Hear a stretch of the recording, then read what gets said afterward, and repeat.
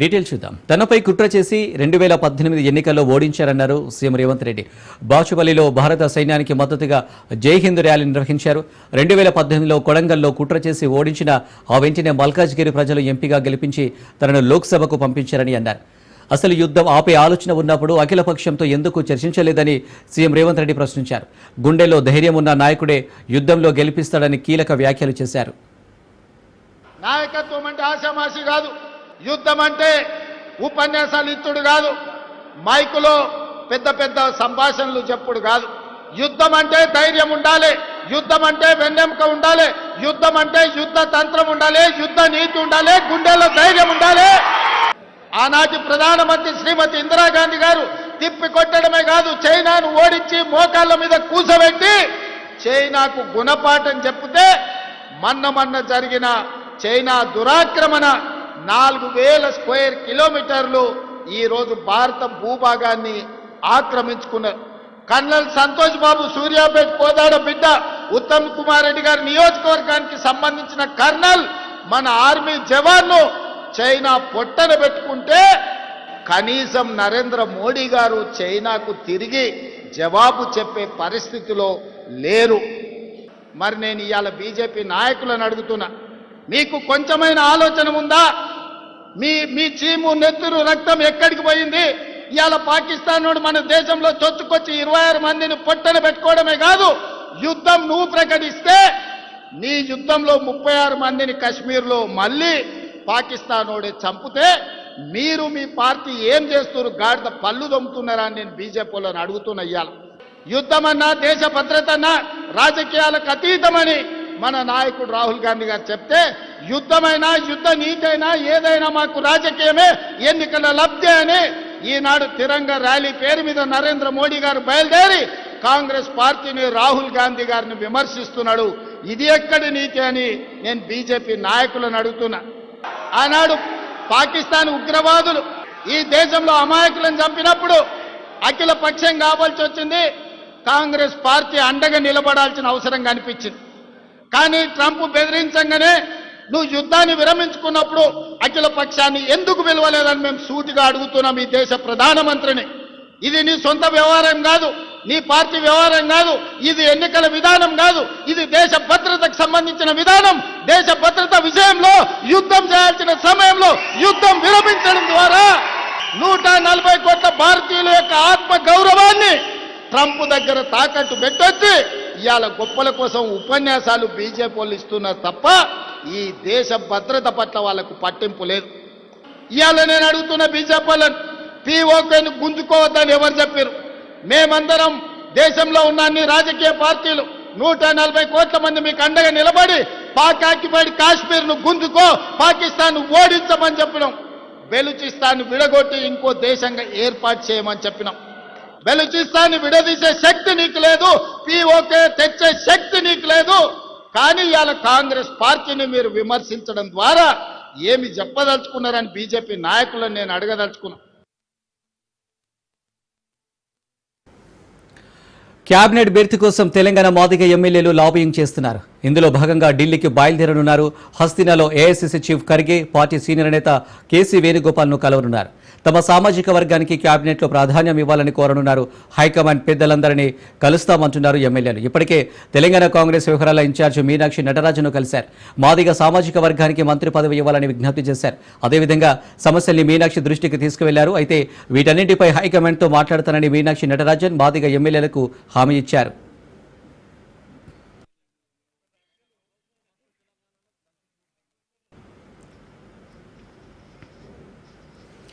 ఖమ్మం జిల్లా కలెక్టరేట్లో deputy CM Bhatti Vikramarka, మంత్రులు తుమ్మల, పొంగులేటి, మంత్రి కోమటిరెడ్డి వెంకటరెడ్డి అధికారులతో సమీక్ష సమావేశం నిర్వహించారు. ధాన్యం కొనుగోలు, వానాకాలం సాగు, విత్తనాలు, ఎరువులు, ఇందిరమ్మ ఇల్లు, భూభారతి తదితర అంశాలపై సమీక్షించారు. రైతు బాగుంటేనే రాష్ట్రం బాగుంటుందన్నారు. రైతుల అభివృద్ధి ప్రభుత్వ లక్ష్యమని, జూన్ 2న భూమి లేని నిరుపేద రైతులు అసైన్ భూములను సేద్యం చేస్తున్నారో వారికి పట్టాలు ఇవ్వాలని నిర్ణయించినట్టు తెలిపారు.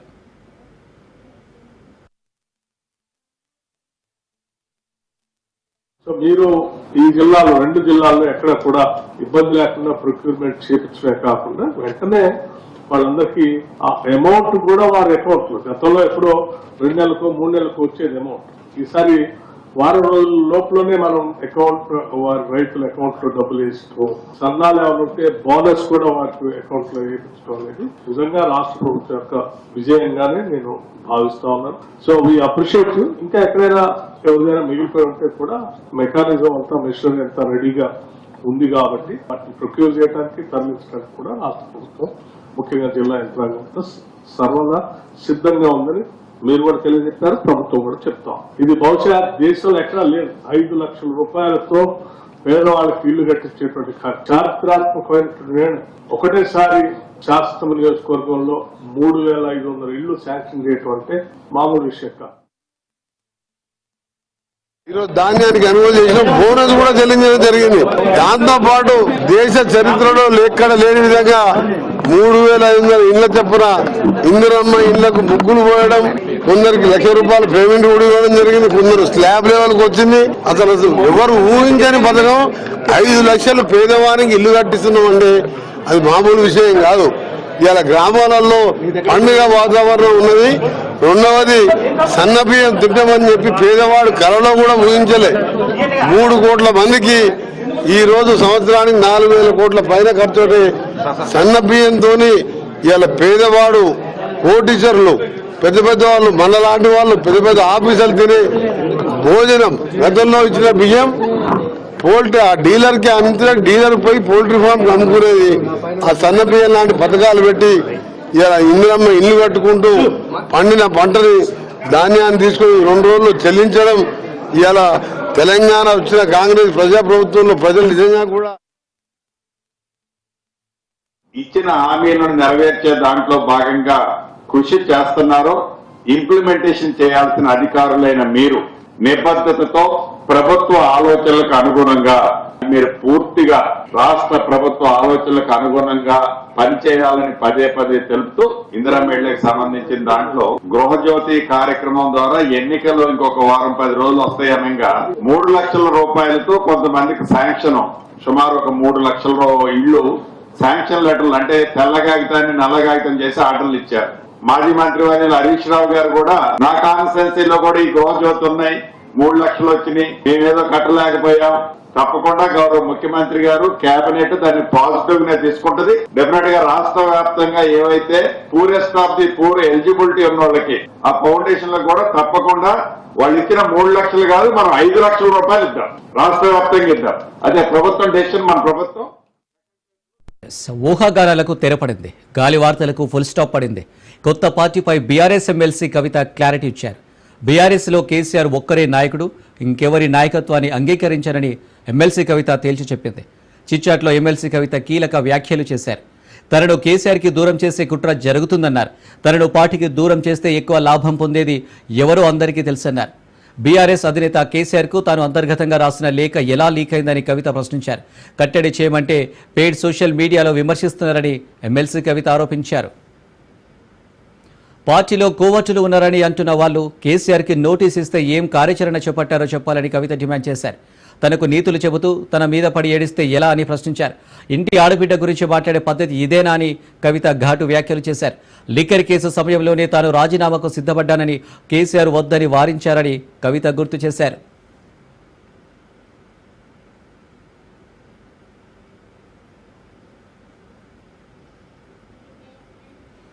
సొంత పార్టీ వాళ్ళే కుట్రపూరితంగా తనను ఎంపీగా ఓడించారని కవిత సంచలన ఆరోపణలు చేశారు.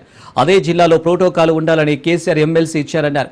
లీకు వీరులను ఎండగట్టడమే గ్రీకు వీరుల్లా తనపై ప్రతాపం చూపుతున్నారని ఆవేదన వ్యక్తం చెందారు.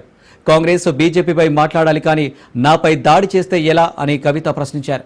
బీఆర్ఎస్ను బీజేపీలో గులాబీ పార్టీని విలీనం చేసే కుట్ర జరుగుతుందని కవిత సంచలన ఆరోపణలు చేశారు. తన పార్టీ బీఆర్ఎస్ అని ఎమ్మెల్సీ కవిత స్పష్టం చేశారు. కాంగ్రెస్ మునిగిపోయే నావా అని ఆ పార్టీతో రాయబారాలు తనకెందుకని ప్రశ్నించారు. బీఆర్ఎస్లో కేసీఆర్ ఒక్కడే నాయకుడని ఇంకెవరి నాయకత్వాన్ని అంగీకరించారని కవిత తేల్చి చెప్పారు. తన జోలికి వస్తే బాగుండదు, తాను అసలే మంచిదని కాదన్నారు.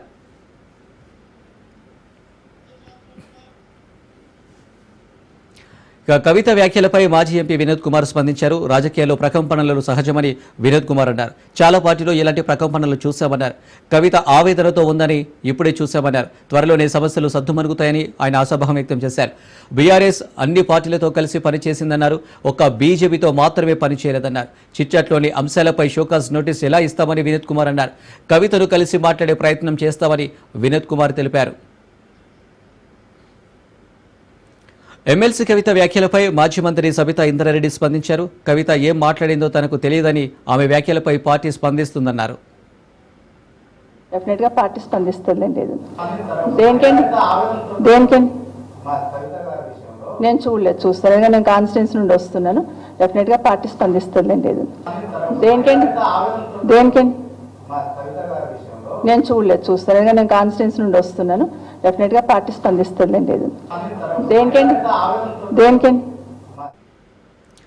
కవిత వ్యాఖ్యలపై ఎంపీ ఈటెల రాజేందర్ స్పందించారు. బీజేపీ స్ట్రీట్ ఫైట్ చేస్తుంది, స్ట్రీట్ ఫైట్ చేయదన్నారు. విలీనంపై కవిత గాలి మాటలు మాట్లాడుతుందని ఆయన విమర్శించారు. బీఆర్ఎస్ను మేమెందుకు విలీనం చేసుకుంటామన్నారు. రాష్ట్రంలో ఎవరు కొత్త పార్టీ పెట్టారని అన్నారు.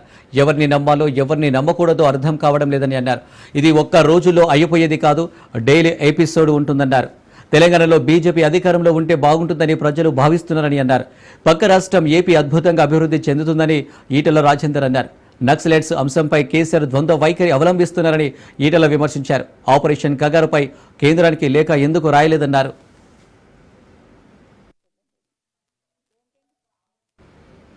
బీజేపీ ఎమ్మెల్యే రాజాసింగ్ సంచలన వ్యాఖ్యలు చేశారు. బీజేపీ నేతలు మ్యాచ్ ఫిక్సింగ్ కు పాల్పడుతున్నారని అన్నారు. మ్యాచ్ ఫిక్సింగ్ పై మాట్లాడినందుకే అనేక మందిని సస్పెండ్ చేశారని అన్నారు. తెలంగాణలో బీజేపీ ఎప్పుడో అధికారంలోకి వచ్చేదన్న రాజాసింగ్ మ్యాచ్ ఫిక్సింగ్ వల్లే అధికారంలోకి రాలేకపోయిందన్నారు. తమ వాళ్ళు పెద్ద పెద్ద ప్యాకేజీలకు కుమ్మక్కు అవుతున్నారని ఆరోపించారు. వచ్చే ఎన్నికల్లో బీజేపీ అభ్యర్థులను వాళ్లే డిసైడ్ చేస్తారని అన్నారు. అందుకే తెలంగాణలో బీజేపీ చాలా లాస్ అవుతుందంటూ రాజాసింగ్ కామెంట్ చేశారు.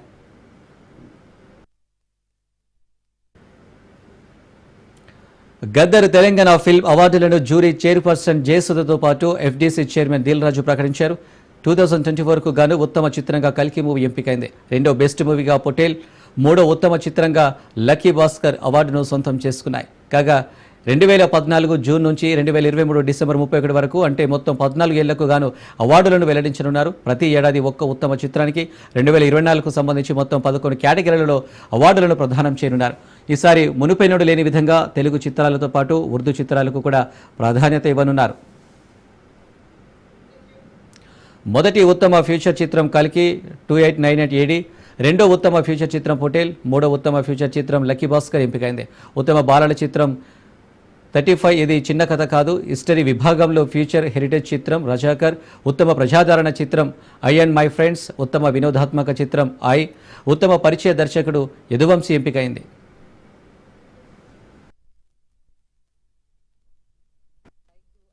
Gaddar Telangana Film Awards for the year 2024 goes to first best feature film Kalki 2898, that is 2898 AD, and second best feature film Potel, third best feature film Lucky Bhaskar.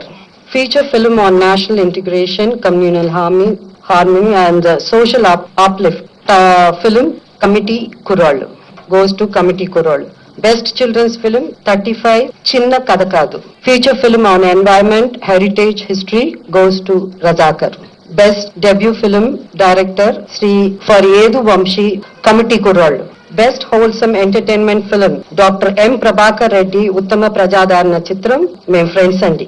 My friends andi. Individual awards for artist, best director Sri Naga Ashwin Singhi Reddy for Kalki. Best leading actor Sri Allu Arjun Pushpa 2. Best leading actress Niveda Thomas for 35 Chinna Kadakadu.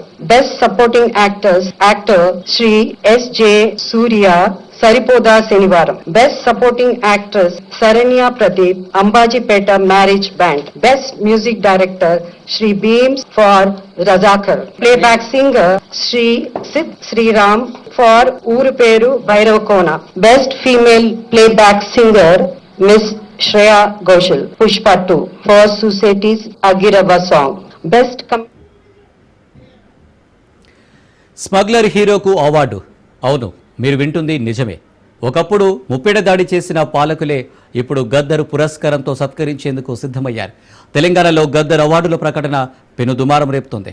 ఉత్తమ నటుడిగా అల్లు అర్జున్ ఎంపిక చేయడం పట్ల సర్వత్రా విమర్శలు వ్యక్తమవుతున్నాయి.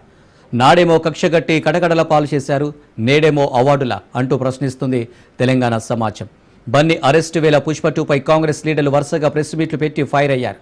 సభ్య సమాజానికి ఏం సందేశం ఇచ్చారంటూ ఆగ్రహం వ్యక్తం చేశారు. ఇప్పుడేమో గప్చుప్ కావడం పట్ల అనేక అనుమానాలు వ్యక్తమవుతున్నాయి. సమాజాన్ని పాడు చేసే సినిమాకు అవార్డులేంటనే ప్రశ్నలు వ్యక్తమవుతున్నాయి. పుష్ప 2 సినిమాలో పోలీస్ ఆఫీసర్ను స్విమ్మింగ్ పూల్లో పడేసి పాస్ పోసిన సీన్పై అనేక విమర్శలు వచ్చాయి.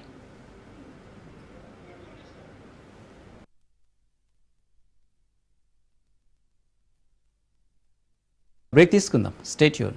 Back to news. కడపలో మహానాడు గ్రాండ్ సక్సెస్ అయిందని సీఎం చంద్రబాబు అన్నారు. రాయలసీమ గర్జన రాష్ట్రమంతా మారుమ్రోగాలన్నారు. జనసంద్రంగా కడప నిండిపోయిందన్నారు. ఎన్నోసార్లు కడపకు వచ్చానని, ఇంత పెద్ద సంఖ్యలో ప్రజలు టీడీపీ మహానాడుకు రావడం చూసి కొండంత ధైర్యం వచ్చిందన్నారు. కడపలో మహానాడు పెడితే చాలామంది అనుమానించారని సీఎం తెలిపారు. కానీ కడప టీడీపీ అడ్డాన్ని నిరూపించేందుకే మహానాడు ఇక్కడ పెట్టామన్నారు. కూటమి ప్రభుత్వం ఏర్పడ్డాక మొదటి మహానాడు దేవుని గడపలో జరిగిందని రెస్పాన్స్ అదిరిందన్నారు. సీట్లు వస్తే తెలుగుదేశం కూటమికి ఒక్క ఉమ్మడి కడప జిల్లాలో 7 సీట్లు గెలిపించారు. ప్రజా తీర్పు మళ్ళీ మనకు ఒక బాధ్యత గుర్తు చేసింది. కానీ ఈ తీర్పును మనం అర్థం చేసుకున్నాం. ఓడిపోయిన పార్టీ ఇప్పటికీ అర్థం చేసుకోలేదు, అర్థం చేసుకోదు కూడా. అధికారం కోసం పుట్టిన పార్టీ కాదు తెలుగుదేశం పార్టీ. ప్రజల జీవితాల్లో మార్చడానికి, మార్పు తేవడానికి పుట్టిన పార్టీ తెలుగుదేశం పార్టీ. పాలకులు ఎలా ఉండకూడదు, పార్టీ ఎలా నలపకూడదు ప్రపంచంలోనే ఒక కేస్ స్టడీ వైఎస్ఆర్ పార్టీ అని చెప్పి కూడా నేను మీకు తెలియజేస్తున్నా. గత ప్రభుత్వంలో 5 సంవత్సరాలు మనం పోరాటాలు చేశాం. హింసా రాజకీయాలు, హత్యలు, కేసులు, అవమానాలు, అవహేళనలు, బూతులు, అణిచివేత అన్ని ఎదుర్కొన్నారు మా తమ్ముళ్ళు. వైనాట్లు, గొడ్డలి పోట్లు అనేది మన రాజకీయం కానే కాదు. తమ్ముళ్ళు, మొన్నటి వరకు రోడ్లు ఎట్టున్నాయని అడుగుతున్నా. గుంతల రోడ్లు అవునా కాదా? గుంతలు పూడ్చామా లేదా అని మిమ్మల్ని అడుగుతున్నా. రోడ్లు బాగున్నాయా లేదా అని మిమ్మల్ని అడుగుతున్నా. అన్ని రోడ్లు రిపేర్ చేశాం. దీన్ని ముందుకు తీసుకుపోతామని చెప్పి కూడా నేను మీకు తెలియజేస్తున్నా. ఏ ఒక్కరూ ఆకలితో బాధపడకూడదని 203 అన్నా క్యాంటీన్లు తిరిగి ప్రారంభించాం. పేదవాడికి కడుపు నిండా తిండి పెట్టే అన్నా క్యాంటీన్ని మూసేశాడంటే ఆ మనిషి మానవత్వాన్ని మీరు అర్థం చేసుకోవాల్సిన అవసరం ఉంది. పేదవాడ పొట్టగొట్టిన వ్యక్తి మనకు అవసరమా అని నేను అడుగుతున్నా. ఈరోజు ఈ 203 కాదు, ప్రతి నియోజకవర్గం అవసరం కొద్దీ అన్నా క్యాంటీన్లు పెట్టి నా పేదవాడికి కడుపు నిండా తిండి పెట్టే కార్యక్రమానికి శ్రీకారం చుడతాం. గత ప్రభుత్వంలో చేసిన దుర్మార్గాలు, భూ మాఫియాలు, ప్రజల్ని ఇబ్బంది పెట్టిన విధానం ఏ విధంగా చేశారంటే పెద్ద ఎత్తున భూముల విషయం గాని ఇంకా ఇవన్నీ చేస్తే మనం వస్తానే ల్యాండ్ టైటిలింగ్ రద్దు చేసింది తెలుగుదేశం ప్రభుత్వాన్ని మీ అందరికీ హామీ ఇస్తున్నాను. అదే మనం రాకపోయి ఉంటే మీ భూములన్నీ గోవిందా గోవిందా, ఆ భూములన్నీ వాళ్ళ అకౌంట్లోకి పోయేటివి. నేను ఈ సభలో మీకు హామీ ఇస్తున్నా, రాబోయే మహానాడుకి భూ సమస్యలు పూర్తిగా పరిష్కారం చేసి మీకు అండగా నేనుంటానని మరొక్కసారి హామీ ఇస్తున్నాను. కడప గడ్డపై కొత్త జెండా రెపరెపలాడుతుందని మంత్రి నారా లోకేష్ అన్నారు. ఎన్నికల్లో ఘన విజయం సొంతం చేసుకుంటామన్నారు. ఇది తెలుగుదేశం పార్టీ కార్యకర్తల నాటు దెబ్బ అని మంత్రి నారా లోకేష్ పేర్కొన్నారు.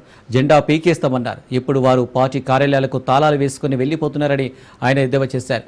వై నాట్ 175 అన్నారు. ప్రజలు ప్రతిపక్ష హోదా కూడా ఇవ్వని పరిస్థితి ఏర్పడిందన్నారు. ఏ తప్పు చేయని మన ప్రజా నాయకుడిని బంధించారు.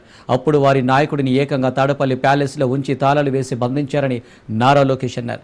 మన నాయకులు ట్రెండ్ ఫాలో అవ్వరు, ట్రెండ్ సెట్ చేస్తారు. సిబిఎన్ అంటే ప్రజలందరి ధైర్యమని అన్నారు. ఇది ఒక రికార్డు కాదు,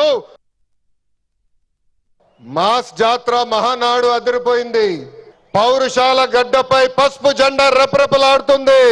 దేవుని గడప కడపలో పసుపు పండగ నిర్వహిస్తాం. నా అదృష్టంగా నేను భావిస్తున్నా. 2024లో మాస్ విక్టరీ మనందరం చూసాం, చరిత్ర కూడా తిరిగి రాశాం.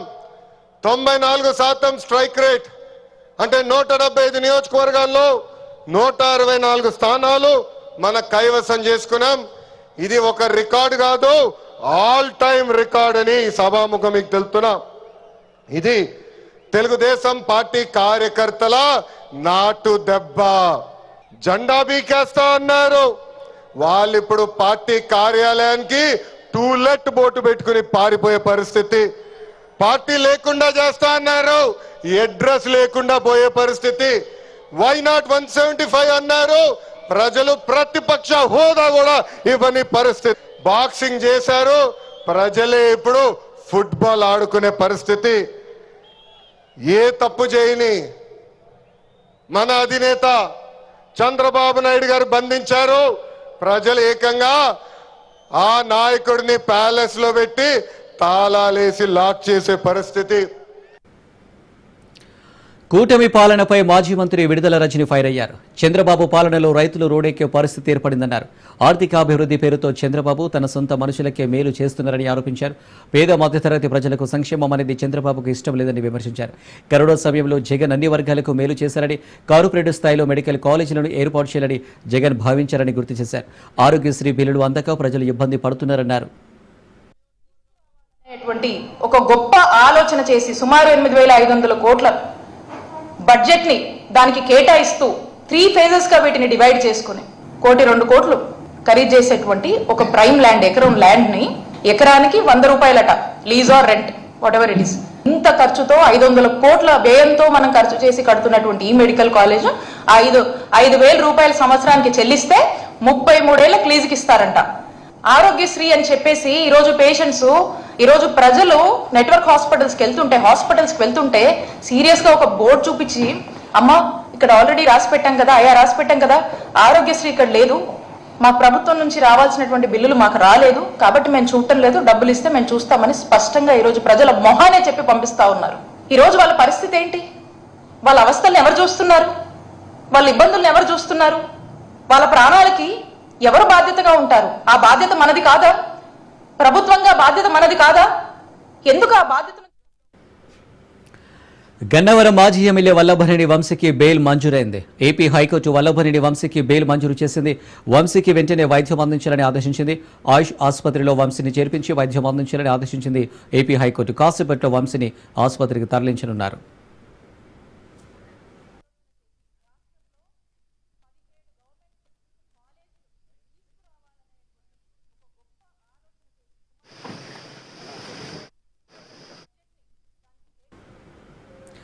ఏపీ లిక్కర్ కేసులో నలుగురికి సిట్ కస్టడీకి ఏసీబీ కోర్టు అనుమతించింది. 2 రోజుల కస్టడీకి అనుమతిస్తూ కోర్టు ఉత్తర్వులు జారీ చేసింది. కసిరెడ్డి, ధనుంజయ రెడ్డి, కృష్ణమోహన్ రెడ్డి, గోవిందప్పను సిట్ అధికారులు విచారించనున్నారు. ఈ నెల 30 నుంచి నిందితులను సిట్ అధికారులు కస్టడీలోకి తీసుకున్నారు. ఉదయం 8 నుంచి సాయంత్రం 6 గంటల వరకు విచారించనున్నారు. భద్రతా బలగాలు భారీ విజయం సాధించాయి. మావోయిస్టు అగ్రనేత హిడ్మాను అరెస్టు చేశారు. కోరాపుట్ జిల్లా పేటగూడ అడవిలో హిడ్మాను అదుపులోకి తీసుకున్నారు భద్రతా బలగాలు. క్రాంతికారి జనతన్ సర్కార్ ఏర్పాట్ల తర్వాత మావోయిస్టు పార్టీని దండకారణ్య ఆదివాసులు పెద్ద ఎత్తున ఆదరించారు. వారిలో అత్యంత కీలకమైన వారిలో మొదటి పేరు హిడ్మాదే. ఎలాంటి ఆపరేషన్ చేపట్టినా సక్సెస్ చేయడంలో ఆయనది కీలక పాత్ర. మావోయిస్టు పార్టీ బాలసంఘంలో జాయిన్ అయి అత్యంత ముఖ్యమైన నాయకుడిగా ఎదిగాడు.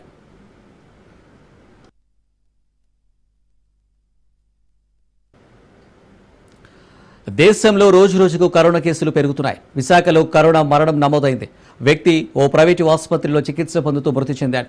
కరోనాపై జిల్లా ఆరోగ్య శాఖ అధికారులు అప్రమత్తమయ్యారు. ప్రతి ఒక్కరూ జాగ్రత్తలు తీసుకోవాలని సూచిస్తున్నారు.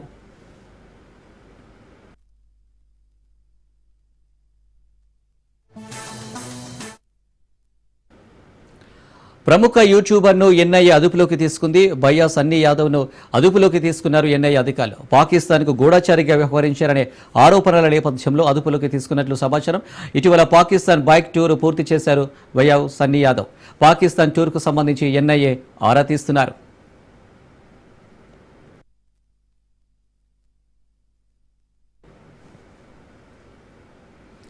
ప్రపంచ సుందరి పోటీల తుదిఘట్టం దగ్గర పడింది. ఎల్లుండి హైటెక్స్ లో గ్రాండ్ ఫినాలే జరగనుంది. ఆ వేదికపై ప్రపంచ సుందరి కిరీటం ఎవరిని వరించనుందో తేలిపోతుంది. 109 మంది అందాల భామలు ప్రపంచ సుందరి కిరీటం కోసం తలపడగా తుది పోటీలకు 40 మంది కంటెస్టెంట్లు ఎంపికయ్యారు.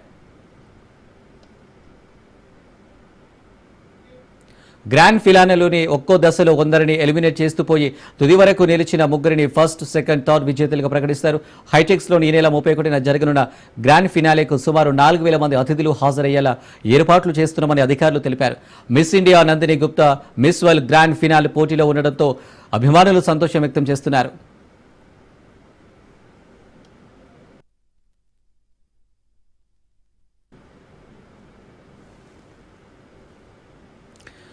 మమతా బెనర్జీపై ప్రధాని మోడీ ఫైర్ అయ్యారు. ప్రస్తుతం రాష్ట్రం వరుస సంక్షోభాలతో సతమతమవుతుందని అన్నారు.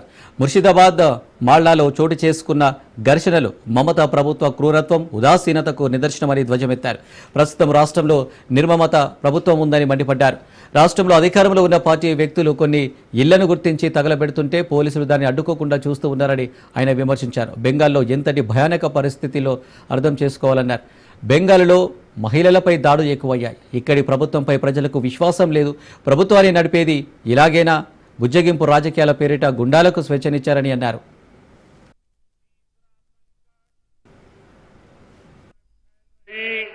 घोर निराशा का है, बेतहासा बेरोजगारी का है। चौथा संकट घनघोर करप्शन का है। यहां की सिस्टम पर लगातार कम होते जन विश्वास का है। और पांचवा संकट गरीबों का हक छीनने वाली सत्ताधारी पार्टी की स्वार्थी राजनीति का है। पश्चिम बंगाल के लिए बहुत अहम है। ऐसे में पश्चिम बंगाल के हर नौजवान पर, आप सब पर बहुत बड़ा दायित्व है।